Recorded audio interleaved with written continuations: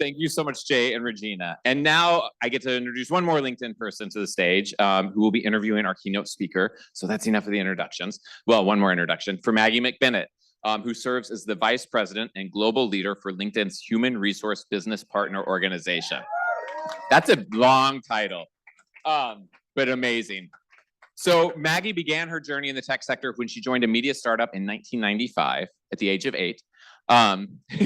During her career, she's partnered with C-suite executives in the product, engineering, business development, and sales organizations on a variety of talent objectives. Maggie firmly believes that business outcomes must also balance the best experiences for employees, including, of course, queer employees. And she's also just a ball of energy, and she just bought those Target birds today as well, too. So I'm going to call her out for that. No, I'm not supposed to mention that? Okay, never mind. Okay, never mind. Okay, oh, okay, yeah, there you go. Never mind, I don't know what I'm talking about. But she's a Southern California person with a BA in sociology from UC Irvine, and she started her career as a social worker for high-risk youth in Southern California. No wonder you're good at HR. And she loves live music and anything to do with her dogs. So please welcome Maggie McBennett to the stage.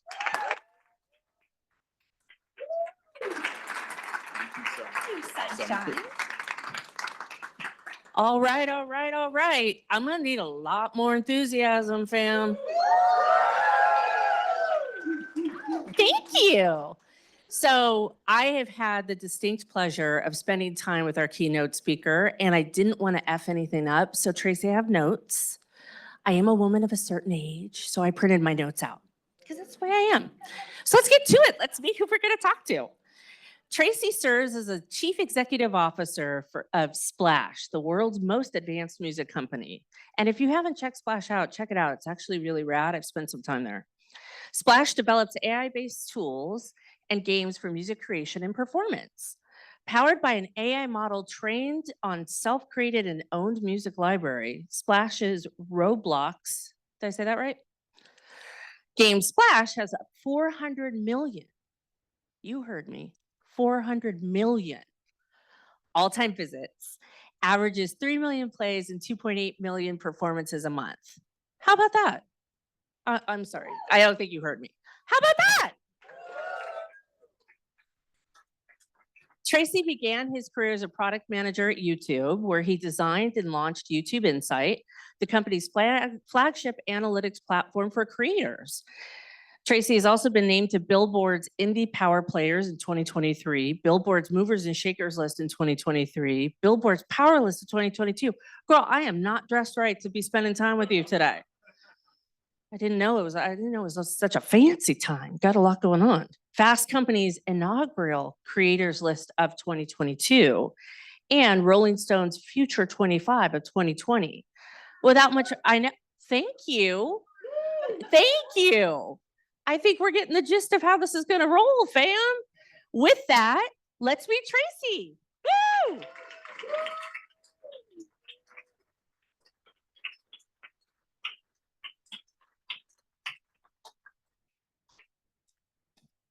Don't be nervous.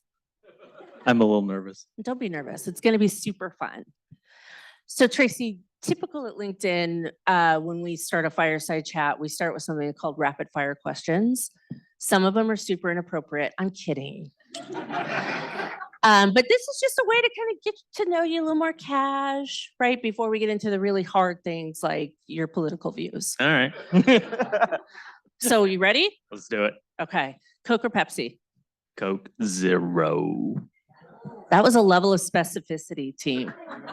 Oh my God. There we go. You got another Coke Zero fan in the back there. Favorite karaoke song or go-to song? I Want It That Way, Backstreet Boys. Yes. If I were to look in your backpack or bag that you carry with you on a normal basis, what would be the weirdest thing I would find? I have kids, so citronella stickers. I'm curious about this, but it's rapid fire, so I'll have to understand more later. If you were going to give a sitcom title to your life, what would you call it? Modern Family. Oh, nice. Best dance move? Pass. I have a feeling he knows I was going to ask him to demonstrate that, so I'm going to go ahead and give him are we okay if we give him a pass on it? Oh, it's a tough room, Sweet Pea. I mean, I wouldn't say that I can't dance, but I've heard the Gen Zs think that hands in the air is a little cringe. So that's why I pass. But you know what? As a proud Gen Xer, I said it. I will always throw my hands in the air. Favorite pizza topping? Pepperoni. Oh, fun. If you were going to have a pet, would it be a dragon or would it be a dinosaur? Dragon, for sure. Tells me a lot about you. Most embarrassing autocorrect fail? Duck. Same, my friend. Same, my friend. Funniest pet name? My pets' names have not been that funny, so I'll go with Logan, the hamster, who is named after Wolverine. Oh, that's fun. Go-to comfort food? Fried chicken. Favorite way to relax? On my phone in front of the TV. Strangest thing, you can see there's a theme here. Strangest thing in your fridge?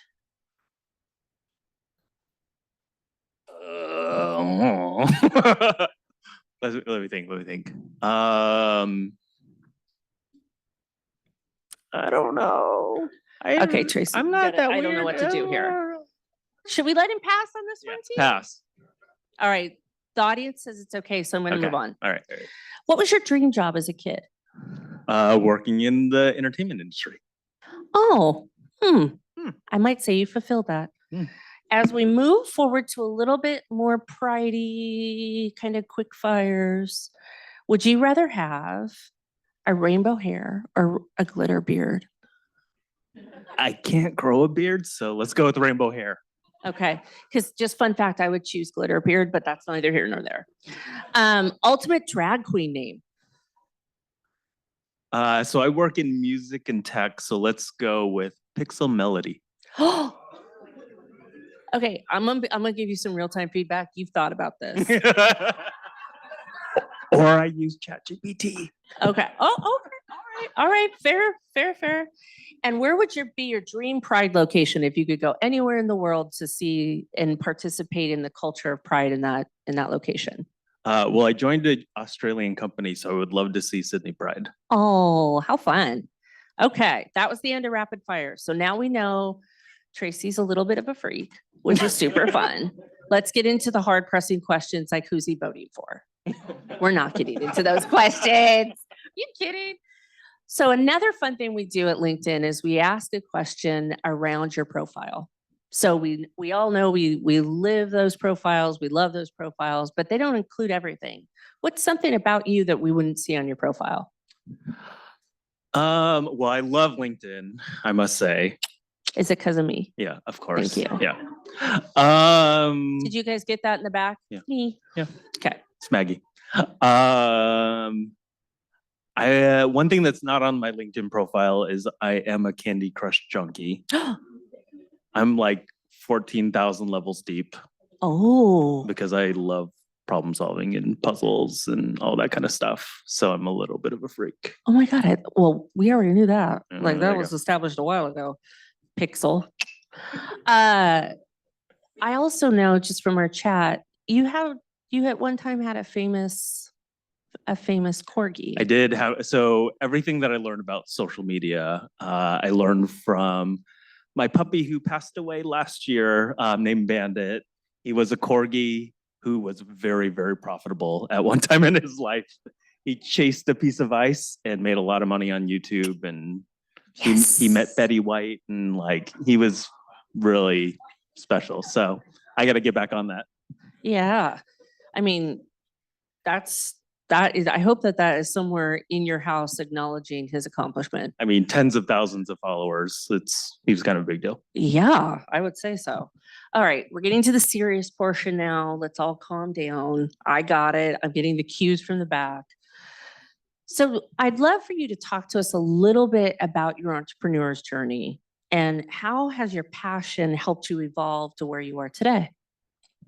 Yeah, so I would say that my entrepreneurial journey started, I don't even know how long ago. It was but kind of early in my career, I had a startup.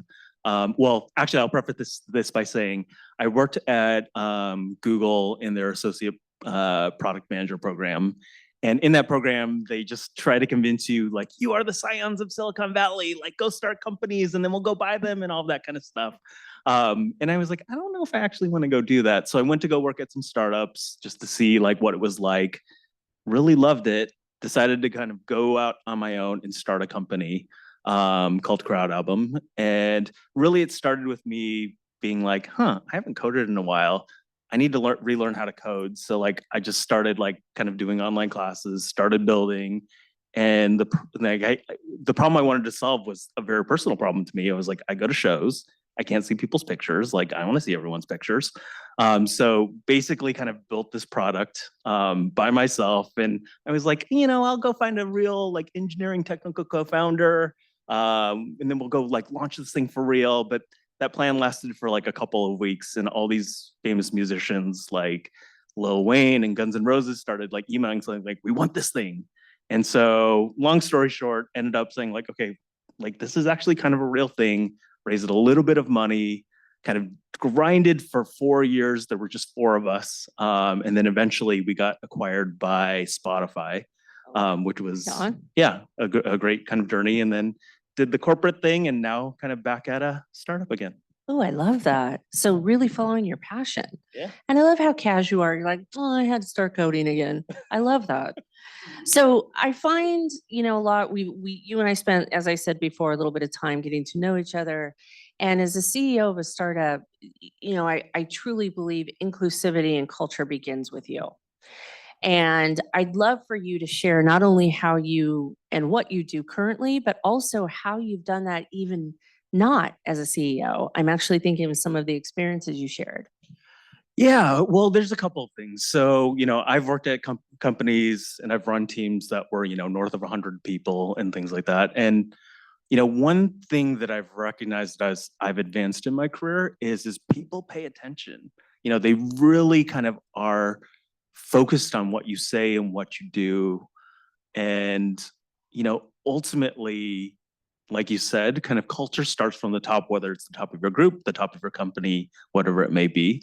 And so, I always try to make it a point to try to be inclusive, and say things like, happy Passover or Eid Mubarak or happy Pride or whatever it may be. And it's kind of funny because people are often asked like, do you have a calendar of one of like all these holidays? And I'm like, no, I just like look at Instagram and see like what my friends are celebrating.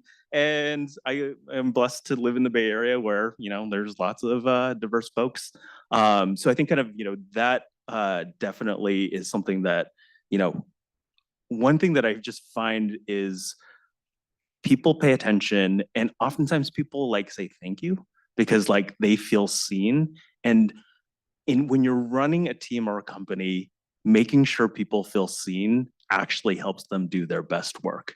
I mean, I think we're, a group of, largely queer people in this room. And oftentimes, like, you don't feel seen in rooms. And it's really, really important for the leaders to kind of acknowledge who you are. So that's one bit. And then I think secondarily, like, as you are more visible, like, things kind of pop up because I think you often find adversity or situations that are kind of like weird when people just don't think about who makes up their team or their company or whatever. I was sharing with Maggie a story where I was at a bigger company that was very, very inclusive, that had a very generous fertility program. So when me and my husband were like, okay, we're ready to do like the parent journey thing, we're like, we're going to be covered, it's unlimited IVF, all that. And when I went to go apply for the benefits, they were like, "Oh, not you." And it was like, "What? Like, well, what? This is weird." Like, and basically the policy was applied for female employees. It applied to female partners of male employees, female partners of female employees, but not single men or gay men. And I was, and the rationale was, well, you're not the patient. And I was like, the point of IVF is it happens outside of everyone's body. So what are you talking about? And I think that it was just one of those weird situations where like it hadn't come up before.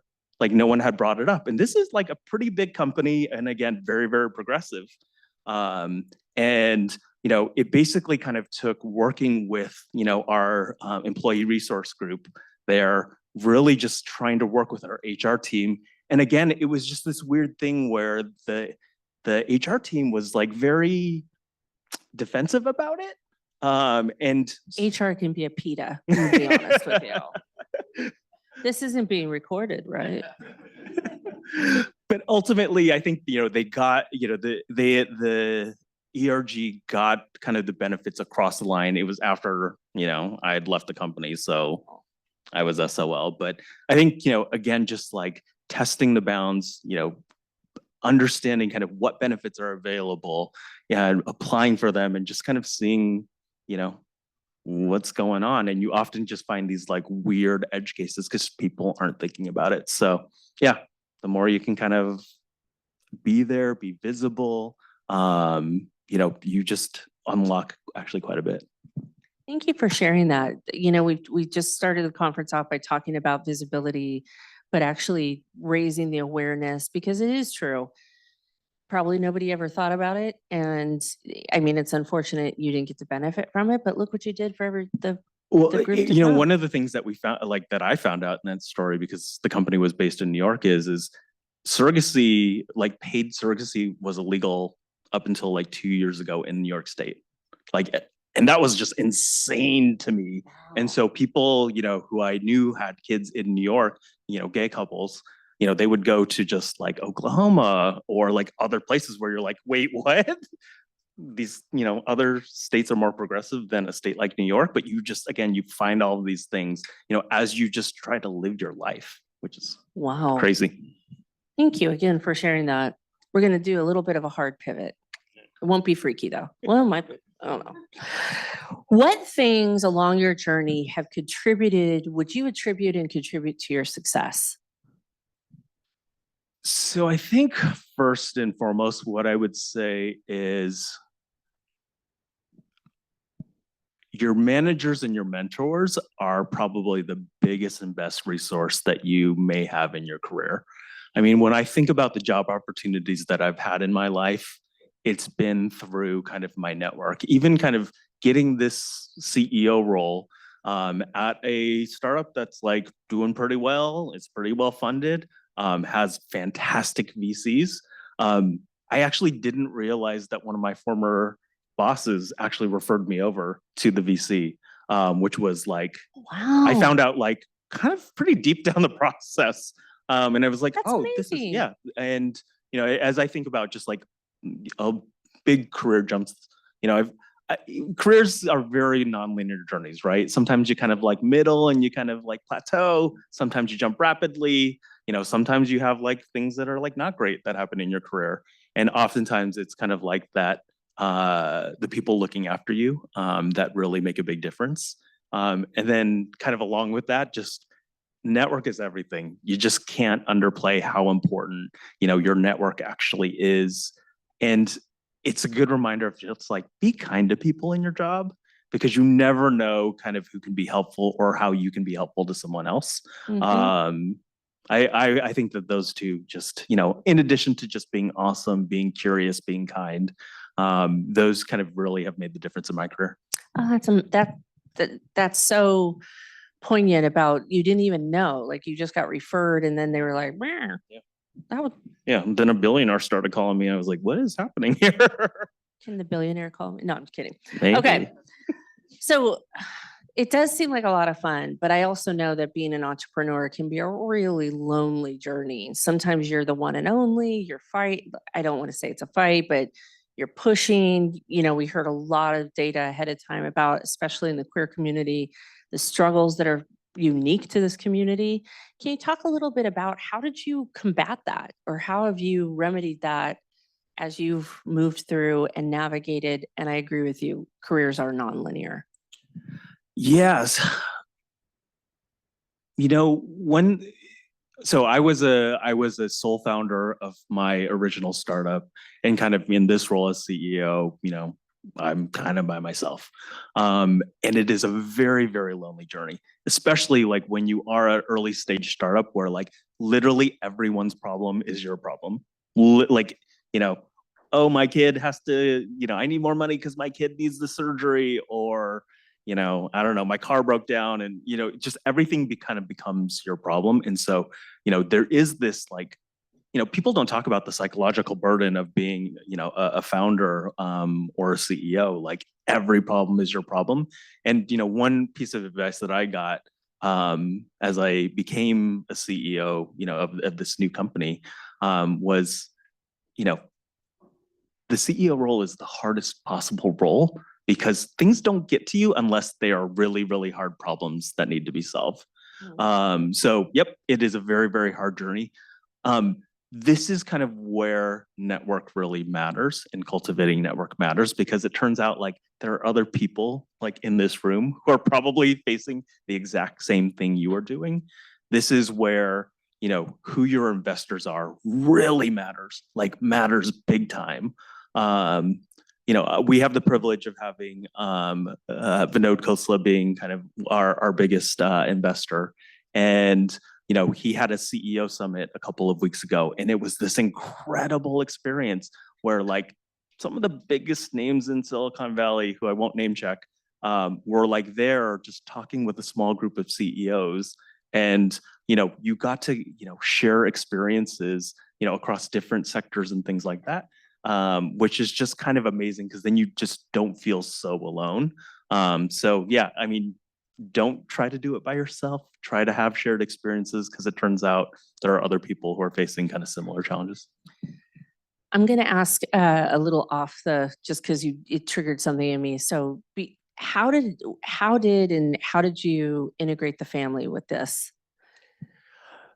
Well, that's a super. Grab a cocktail. No. That's a super tough one, because actually part of the reason why I took this role is because in my last job, I was on the road 2 to 4 weeks a month. And I have a 4-year-old and a 2-year-old. And, we don't have help because we're not fancy. And so my poor husband would kind of manage the kids while I was gone. And so part of kind of making a change was like, I just need a job that travels less.